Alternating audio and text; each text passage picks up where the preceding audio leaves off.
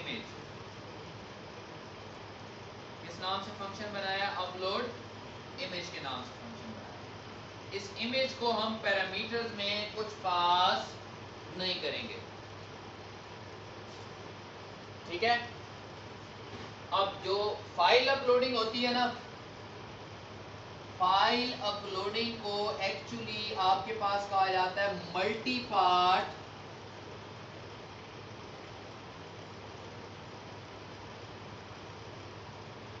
Request. क्या कहा जाता है?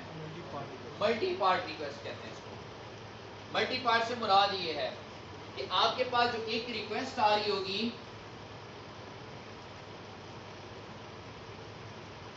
उस रिक्वेस्ट के अंदर डिफरेंट पोर्शंस होंगे।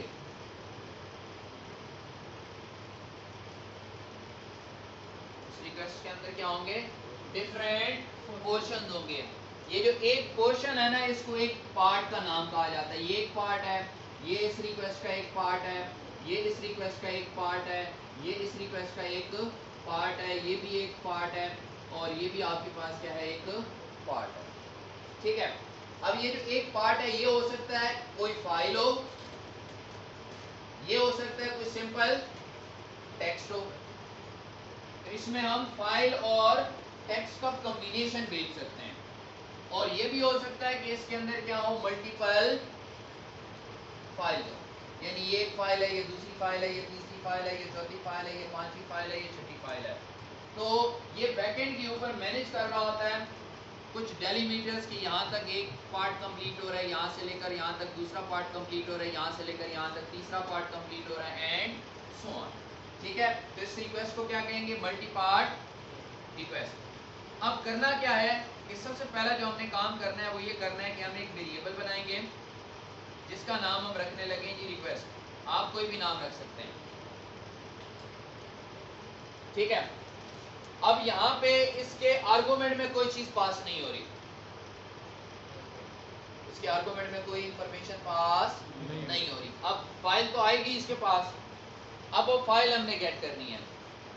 फाइल हम गेट इस तरीके से करेंगे कि जो रिक्वेस्ट हमें आ रही है उसी रिक्वेस्ट के अंदर क्या होगी? फाइल मौजूद होगी कि नहीं होगी?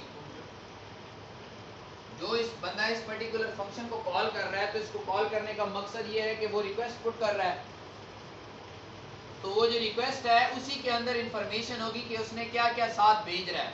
तो हम करेंगे क्या कि किसी तरीके से वो रिक्वेस्ट गेट कर सकते हैं। इसको अगर आप समझें तो ये बिल्कुल ऐसी है कि जब हमने इंटेंट से एक व्यू से दूसरे व्यू में डाटा पास किया था, तो दूसरे व्यू में जाके सबसे पहला काम हम क्या करते थे? उस इंटेंट को गेट कर लेते थे कि अगर वो इंटेंट मिल जाए तो जो उसमें डाटा होगा वो भी मिल जाएगा कि नहीं मिलेगा। तो हम यहाँ पे सबसे पहला काम क्या करेंगे? उस पर्टिकुलर, बोलो ना, रिक्वेस्ट को गेट करेंगे। कौन से वाली रिक्वेस्ट को? उस रिक्वेस्ट को जो हमारे पास आ रही है। तो हम यहाँ पे लिखेंगे जी HTTP कॉन्टेक्स्ट। ये अवेलेबल नहीं होगा। अगर आप इसको इस तरीके से लिखेंगे HTTP कॉन्टेक्स्ट, अगर आप इसके ऊपर सजेशन के ऊपर अमल करेंगे तो ये आपको क्या देगा? HTTP listener context. हमें क्या चाहिए? HTTP कॉन्टेक्स्ट चाहिए। तो आपने क्या करना है? इसको लिख के साइड पे हो जाना है, आगे कुछ नहीं लिखना। अब आप क्या करेंगे? इसके ऊपर आपको ऑप्शन मिलेंगे कि इंपोर्ट करना है। तो आपने क्या करना है? यहाँ से इसके ऊपर क्लिक करना है, और क्लिक करने के बाद आपने इससे रेलेवेंट इंफॉर्मेशन इंपोर्ट करनी है। ये कहाँ पे पड़ा हुआ है? Using system dot web. तो या तो आप खुद जाके ऊपर पहले लिख लें यूजिंग सिस्टम डॉट वेब, या दूसरा तरीकाकार ये है कि आप यहाँ से इसको यूज कर लें। तो HTTP कॉन्टेक्स्ट, कौन सा कॉन्टेक्स्ट हमें चाहिए? डॉट करंट का इसके अंदर प्रॉपर्टी होगी कि हमें करंट जो कॉन्टेक्स्ट है ना वो चाहिए, और उसमें से कौन सी रिक्वेस्ट चाहिए? जो रिक्वेस्ट आ रही है। तो इसका मतलब यह है कि उस टाइम के ऊपर आपको कौन सी रिक्वेस्ट मिलेगी? वो ही रिक्वेस्ट मिलेगी जो अभी इस पर्टिकुलर फंक्शन को क्या कर रही है? कॉल कर रही है, ठीक है। अब इस रिक्वेस्ट के अंदर मल्टीपल चीजें होंगी। देखिए, अगर रिक्वेस्ट डॉट करूं ना मैं, ये नजर आ रहा है आपको कि नहीं नजर आ रहा? डॉट फाइल, तो आपको यहाँ पे फाइल्स मिलेगी। रिक्वेस्ट डॉट फाइल से क्या मिल जाएगा? अगर उसके अंदर वो फाइल्स होंगी तो वो फाइल्स मिल जाएंगी। दूसरी जो चीज होती है वो ये होती है कि आप लिखेंगे रिक्वेस्ट डॉट फॉर्म। क्या लिखेंगे? Request dot form. इसके अंदर फॉर्म मौजूद होता है। फॉर्म क्या है? अगर आपने वेब के ऊपर नॉर्मली कभी सबमिशन की हो तो पूरा का पूरा फॉर्म सबमिट होता है ना। एमवीसी में भी अगर देखें, बाकी जगहों के ऊपर भी देखें, पूरा का पूरा फॉर्म सबमिट होने का मतलब ये है कि हो सकता है आप इमेज के साथ भेज रहे हो जी, इस बंदे का नाम क्या है जिसकी इमेज है, उस बंदे का आईडी क्या है, उस बंदे का फोन नंबर क्या है, उस बंदे का एड्रेस क्या है, तो वो सारा का सारा डेटा किस फॉर्मेट में आएगा? एक फॉर्म की फॉर्म में आएगा। तो वो फॉर्म आप यहाँ से गेट कर सकते हैं। बट अभी मैं फिलहाल वो वाला काम जो है वो नहीं कर रहा। फॉर्म हम बाद में, पहले इमेज अपलोड कर लेना, फिर दोबारा से आगे फिर हम फॉर्म वाला काम भी करेंगे, क्योंकि हमें बाद में इमेज के साथ खाली इमेज नहीं भेजनी पड़ेगी, इमेज के साथ बाकी इन्फॉर्मेशन भी हमें क्या करनी पड़ेगी? इम्बेड करनी पड़ेगी। ठीक है, तो उसके लिए फिर हमें फॉर्म की ज़रूरत पड़ेगी। बट करंटली हम क्या कर रहे हैं? फिलहाल फाइल की बात करेंगे। अब मैंने आपको थोड़ी देर पहले क्या बात की? मैंने आपको कहा कि देखो, हम जो फाइल अपलोड करेंगे वो एज अ फाइल अपलोड होगी और सर्वर में कहीं ना कहीं सेव होगी। होगी कि नहीं होगी? होगी। अच्छा, अगर सर्वर पे आपने कहीं पे सेव करना है तो पाथ देंगे कि नहीं देंगे? तो आपके पास पहली जो चीज है वो क्या होनी चाहिए? पाथ होना चाहिए। तो मैं यहाँ पे वेरिएबल बनाता हूँ, मैं कहता हूँ स्ट्रिंग पाथ। ठीक है, अब ये पाथ एक तो ये तरीका कार है, मैं लिखूँ G C drive, D drive, so on. अब हो सकता है मेरे पास सी ड्राइव हो, आप अपने सिस्टम के ऊपर इस कोड को लेके जाए, वहाँ पे सी ड्राइव ही ना हो। बिलावल की तरफ जाग जा, एक माया आधा घंटा ऊपर से कुछ हो रहा है, दलील तो हो ना, बेशक तुमने कुछ करना ना हो, सुन तो सही ना। ठीक है, क्या चीज है? पाथ। तो हम इसको कभी भी एब्सोल्यूट पाथ नहीं देंगे। ठीक है, इसको हम पाथ देंगे रिलेटिव पाथ, और रिलेटिव पाथ भी कौन सा? सर्वर का पाथ हम इसको देंगे।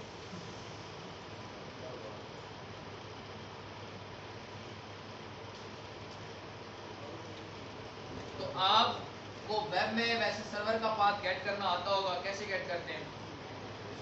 http context dot current dot server dot map path, और यहाँ पे आप स्टार्ट करते हो इसको डबल कोटेशन में विद ये जो टिल्ड साइन होता है।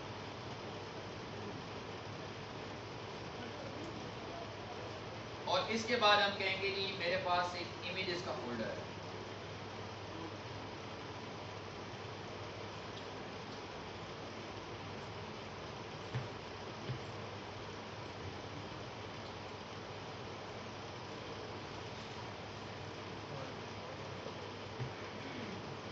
ठीक है, तो मैंने लिखा है जी http कॉन्टेक्स्ट। कौन सा कॉन्टेक्स्ट? करंट। करंट में जो सर्वर है, सर्वर के ऊपर पाथ मैप करो।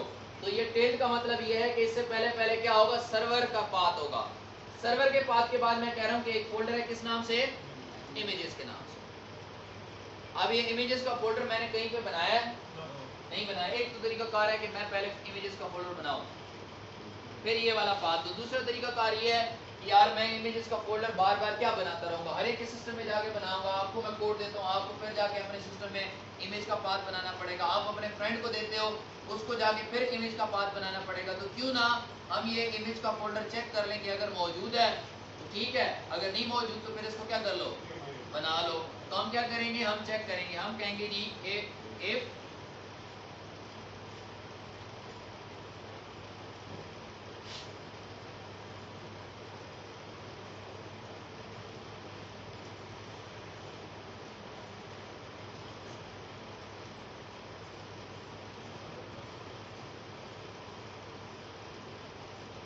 ये डायरेक्टरी system.io से आएगी। डायरेक्टरी डॉट इज एग्जिस्ट, इसको देंगे पाथ। अब इसने रिटर्न करना है ट्रू या फिर फॉल्स। अगर ये डायरेक्टरी मौजूद है तो ये रिटर्न करेगा ट्रू, लेकिन अगर ये डायरेक्टरी मौजूद नहीं है तो फिर ये क्या रिटर्न करेगा? फॉल्स रिटर्न करेगा। तो हम कहते हैं कि अगर डायरेक्टरी का रिजल्ट आता है फॉल्स, इज एग्जिस्ट का, तो इसका मतलब ये है कि ये इमेज का फोल्डर मौजूद नहीं है। तो हम क्या करेंगे? हम कहेंगे जी डायरेक्टरी डॉट क्रिएट डायरेक्टरी और उसके अंदर क्या कर देंगे, ये वाला पाथ दे देंगे। तो ये दो लाइनों का कोड लिखने से बेनिफिट ये हुआ है कि अब आपको डायरेक्टरी क्रिएट होने ना होने की टेंशन लेने की भी जरूरत नहीं है। अगर डायरेक्टरी नहीं होगी तो क्रिएट कर देगा, अगर होगी तो फिर दोबारा से क्रिएट करने की नीड नहीं है। क्या फर्स्ट टाइम एक दफा बनेगा ना पूरी लाइफ साइकिल में, जब ये इमेज पहले, जब ये आप पहली इमेज अपलोड करोगे तो ये डायरेक्टली बना देगा, फाइल सेव कर देगा। अगली दफा आएगा डायरेक्टली बनी होगी दोबारा नहीं बनाएगा। ठीक है, उसके बाद हम लिखते हैं, हम कहते हैं जी for int I is equal to 0, I is less than request dot files dot count।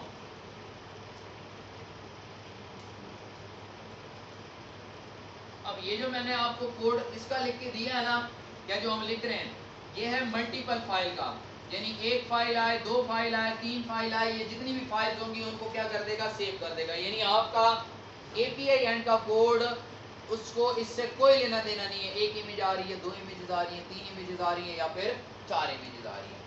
ठीक है, तो हमने क्या करना है, इसको सेव करना है। सेव करने के लिए हमने करना ये है कि हम कहेंगे जी request dot files of I dot save as, इसको देंगे एक तो पाथ प्लस, और उसके बाद क्या होगा, request dot files of I dot file name.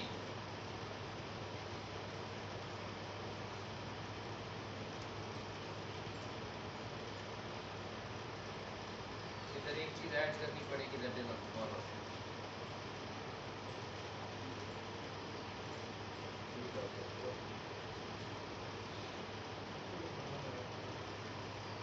अब अगर आप इस कोड को देखें तो देखें हमने किया क्या है, ये रिक्वेस्ट डॉट फाइल्स एक एरे है, पहले लूप चलेगा तो कौन सा आई की इंडेक्स क्या होगा, तो जीरो इंडेक्स के ऊपर जो फाइल होगी उसके साथ सेव एज का फंक्शन लिख रहे हैं। हम कह रहे हैं ये जो जीरो इंडेक्स पे फाइल पड़ी हुई है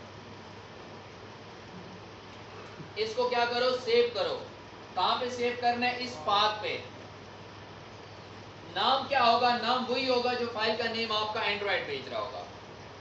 तो इसमें एक इशू होगा कि अगर सेम नाम की दो फाइल आती हैं तो ये ओवरराइट कर देगा।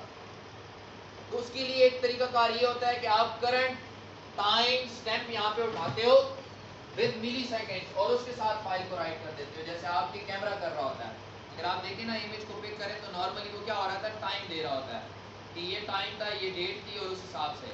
तो अभी फिलहाल मैं इसको ज़्यादा लेंथी नहीं करता, वो बाद में आप अपने एंड के ऊपर क्या कर सकते हैं, ठीक कर सकते हैं।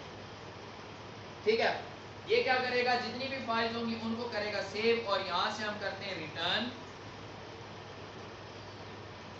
मैंने इसके अंदर ट्राई कैच नहीं लगाया, आप लगाना चाहते हैं तो लगा सकते हैं।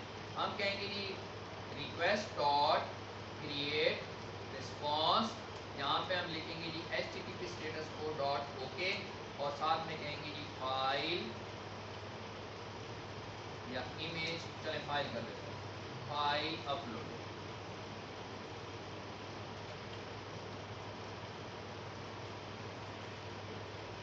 उसके बाद आपने क्या करना है, इसको रीबिल्ड कर लेना है। जब रीबिल्ड करेंगे तो उससे होगा ये कि आपकी जो चेंजेस होंगी ना वो अब एक तरीके से कमिट हो जाएंगी या परफॉर्म हो जाएंगी। तो ये कोड है, ठीक है। इसमें आपके पास पहली जो चीज़ है वो रिक्वेस्ट गेट कर रहे हैं, क्योंकि आपको ये रिक्वेस्ट के अंदर से फाइल मिलेगी, ठीक है। दूसरा ये पाथ वाला हमने कहानी की है, अगर आपको ये पाथ पहले से मौजूद है तो दोबारा से क्रिएट करने की ज़रूरत नहीं है। उसके बाद उस फाइल को सेव किया, और सेव करने के बाद आपने रिस्पॉन्स भेज दिया। डेटाबेस में सेव करना है तो डेटाबेस में आप फाइल का क्या लिंक सेव करेंगे, नाम सेव करेंगे। डेटाबेस में क्या सेव होगा, फाइल का नेम सेव होगा, पाथ सेव नहीं होगा। क्यों, क्योंकि पाथ तो यही है ना, आपने कोड लिखा, अब बार बार पाथ जाके चेंज तो नहीं होगा ना, वो फाइल एक ही पाथ पे जाके क्या होगी, सेव होगी। तो पाथ कांस्टेंट रहेगा, उसके अंदर जो फाइल्स होंगी वो क्या हो रही होंगी, चेंज हो रही होंगी। ठीक है जी, मैं ये कोड आप लोगों से जो है वो शेयर भी कर लेता हूँ आपके नोट्स के ऊपर, ताकि अगर आपने अभी तक नोट ना किया हो तो बेशक इसको नोट कर लें। Google drive